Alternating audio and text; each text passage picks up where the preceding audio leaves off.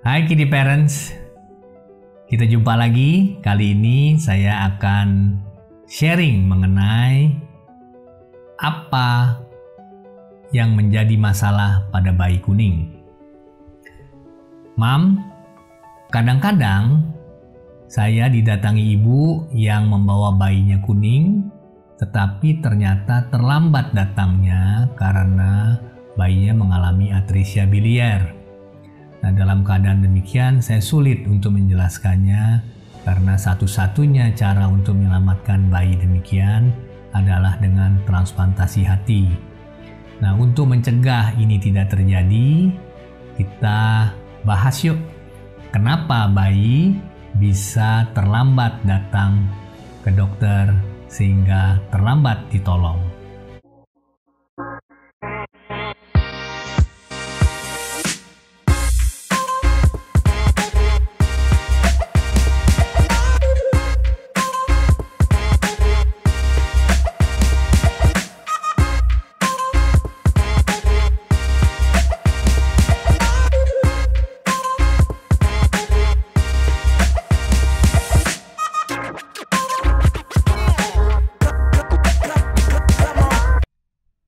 Bayi kuning karena peningkatan bilirubin.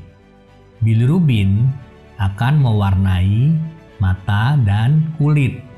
Nah, bayi yang mengalami kelainan hati akan terlihat kuning, tetapi juga ada kelainan darah atau kelainan-kelainan lain yang juga bisa menyebabkan kuning.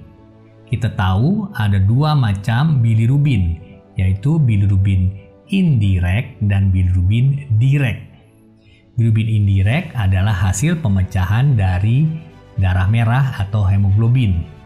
Nah, dalam darah ini pada saat dipecahkan, bilirubin indirect akan masuk ke dalam hati dan diubah oleh hati menjadi bilirubin direct. Bilirubin indirect ditambah bilirubin direct disebut bilirubin total. Yang kita lihat sebagai kuning adalah bilirubin total. Nah, kesalahan pertama yang kenapa bayi terlambat dibawa ke dokter karena kuning adalah menganggap semua kuning sama. Semua kuning jawabannya dijemur. Karena itu seringkali ibu menjemur bayi yang kuning. Ibu melihat teman ibu mempunyai bayi kuning, kadang-kadang juga bilang, "Bu, jemur aja bayinya." Padahal kuning tidak selamanya disebabkan oleh bilirubin indirect. Bila bayi itu lebih dari 2 minggu, hati-hati, ada kemungkinan bayi meningkat bilirubin direct, bukan bilirubin indirect. Karena itu pada keadaan demikian ada kelainan hati. Nah, bagaimana kita tahu bayi kuning? Ini kesalahan yang kedua. Kesalahan yang juga didapat adalah ibu tidak sadar bahwa bayinya kuning.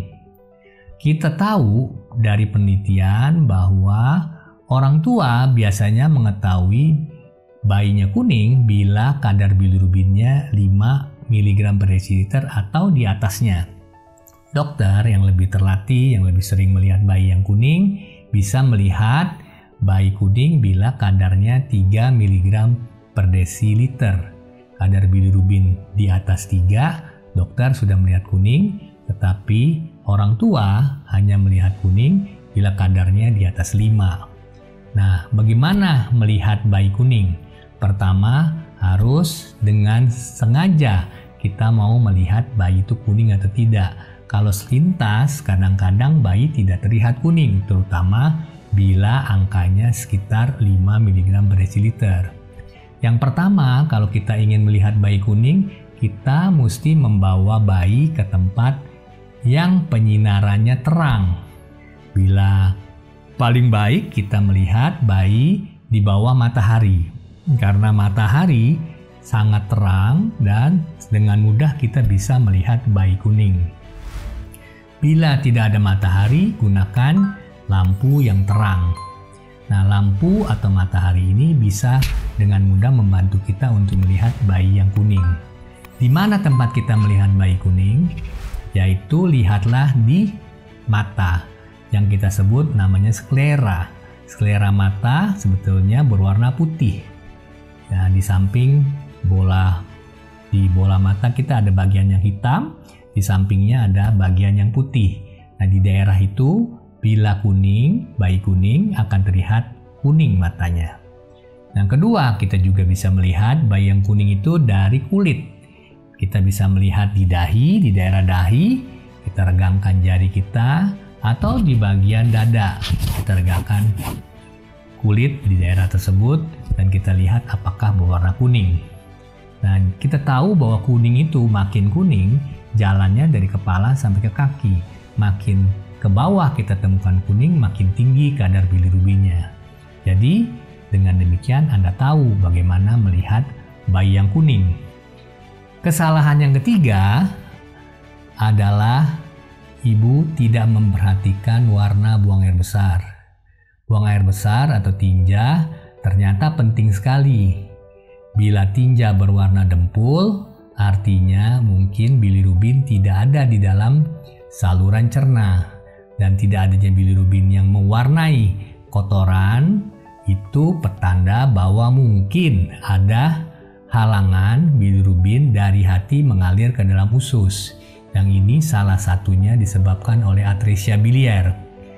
Jadi, ibu-ibu perhatikan ya, kalau bayi Anda warna buang air besarnya dempul, putih. Nah, ibu-ibu, apakah ibu punya pengalaman tentang melihat warna bayi ibu pada saat bayi ibu masih berusia beberapa hari sampai beberapa minggu? Bila ada, jangan lupa ibu share ya. Nah, kirim komen Anda, isi komen Anda di bagian bawah video ini. Ya, dengan demikian Anda juga membagikan pengalaman kepada teman-teman yang lain. Di mana perlu saya akan memberikan arahan apakah yang demikian sudah betul atau belum. Nah, kita lanjut Bu. Kesalahan yang keempat adalah bila melihat bayinya berkurang kuningnya, walaupun usianya di atas 2 minggu, menganggap ini tanda baik. Untuk menjelaskan ini, kita lihat bagan berikut ini, tabel berikut ini. Kita contohnya, bila bayi kadar bilirubinnya 12, kemudian menjadi 8, kita tahu bahwa keadaan ini bisa terlihat sebagai bayinya sudah berkurang kuningnya. Padahal bilirubin total itu ada komponen bilirubin direct dan bilirubin indirect.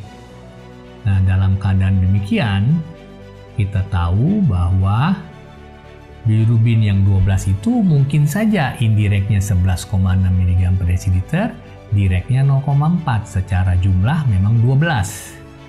Tapi bila dia menurun menjadi 8,2, bisa terjadi bahwa indirectnya turun banyak tetapi directnya naik. Dari 0,4 katakan menjadi 2,9. Secara total bilirubinnya jadi 8,2 dan kita lihat menurun, tetapi di dalam penurunan itu terjadi peningkatan bilirubin direct di atas 1 mg per desiliter. Keadaan ini disebut kolestasis. Kolestasis adalah penyakit hati, kumpulan penyakit hati karena bayinya kuning. Nah, kalau keadaan kolestasis, kita mesti hati-hati, jangan-jangan atresia biliar.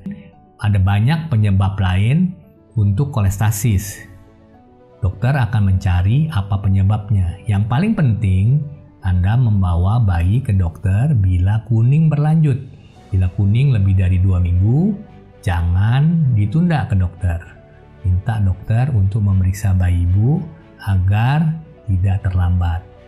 Jadi dengan mengetahui 4 kesalahan yang sering yang menyebabkan bayi terlambat dibawa ke dokter, Anda mungkin bisa menolong diri Anda atau teman-teman di sekitar Anda. Dengan demikian, kita membuat anak-anak yang mempunyai masa depan yang baik tetap berpotensi demikian. Bila tidak, maka mungkin satu-satunya jalan kita untuk menolong hanyalah dengan transplantasi hati yang biayanya besar, operasinya lama sekali dan memerlukan perawatan seumur hidup. Nah, ibu-ibu, kalau Anda punya komen, punya usulan topik-topik yang akan saya bahas, silahkan Anda isi komen di bawah ini. Dan bila Anda mengetahui ada teman yang memerlukan, tolong share video ini. Dan jangan lupa saya akan membagikan topik-topik menarik berikutnya. Seminggu sekali saya akan usahakan untuk membagi topik berikutnya. Karena itu jangan lupa di subscribe dan kita ketemu lagi pada waktu yang akan datang.